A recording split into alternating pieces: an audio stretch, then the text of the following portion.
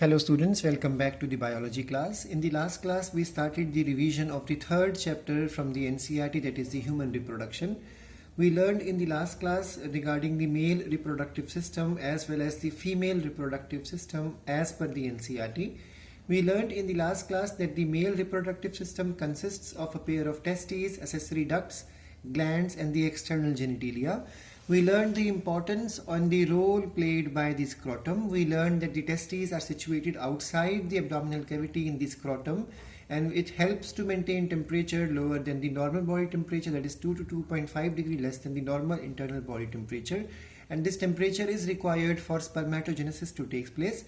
And we learned that in the case of the testes are 4 to 5 centimeter long and 2 to 3 centimeter wide, and they are covered with a dense covering of white, dense fibrous connective tissue, and each testis has 250 compartments inside which are called as the testicular lobules. We learned that each lobule carries 1 to 3 highly coiled seminiferous tubules, and these tubules are the site of spermatogenesis. And if a section of this tubule is cut, it will appear that the seminiferous tubule is lined on the inner side by two types of cell, the male germ cells, which are diploid and undergo meiosis to form sperms, and they are also called as spermatogonia.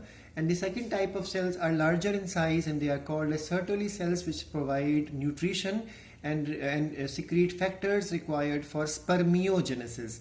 We learned in the last class that the male germ cells undergo meiosis to form sperms, and then Sertoli cells provide nutrition, and we learned that the space just outside these tubules is called as the interstitial space, and where the blood vessels are present, and then immunologically competent cells are present, and along with them interstitial cells or the Leydig cells are present. So these cells are present outside the seminiferous tubule, and they synthesize and secrete the male sex hormone, also called as testicular hormone, also called as androgen.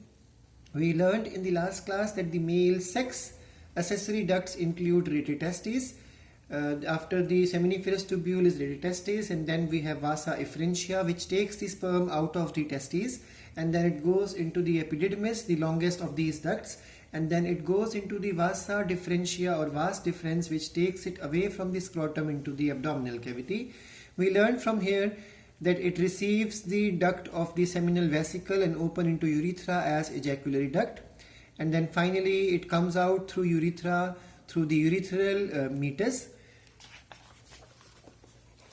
We learned the sectional view of the seminiferous tubule also in the last class, and we discussed about the male accessory glands, which include a pair of seminal vesicles, a single prostate gland, which is the largest of them, and then a pair of bulbourethral gland. We learned in the last class that these glands release the seminal plasma, which is rich in fructose, rich in calcium and certain enzymes, and the secretion of bulbourethral gland provides lubrication to penis.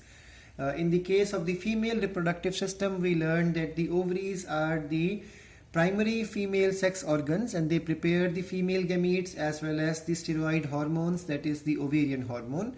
We learned apart from the pair of ovaries, we have oviduct, uterus, cervix and vagina, and these the oviduct, uterus and vagina constitutes the accessory ducts in the case of female, and there is external genitalia also along with mammary glands. We learned the size of the ovaries is 2 to 4 centimeter long, and we learned that it is divisible, its epithelium, it is covered with epithelium, and it has a stroma inside, and stroma is divisible into outer portion called as cortex and the inner portion called as medulla.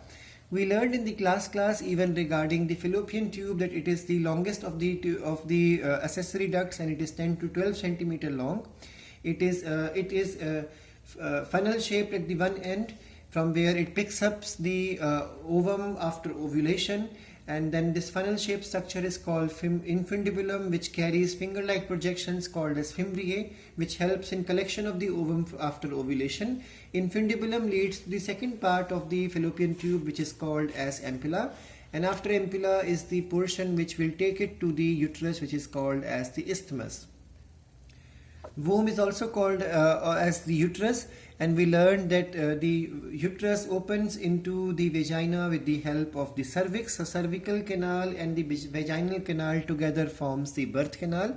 And we learned about the wall of uterus. This is again a favorite thing in the exams to come, that there are three layers in the wall of the uterus. The outermost layer is the epithelial tissue, perimetrium.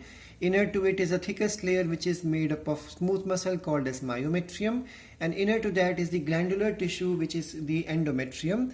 Endometrium undergoes cyclic changes in the menstrual cycle and even develops the placenta during pregnancy, and myometrium exhibits strong contraction during the delivery of the baby.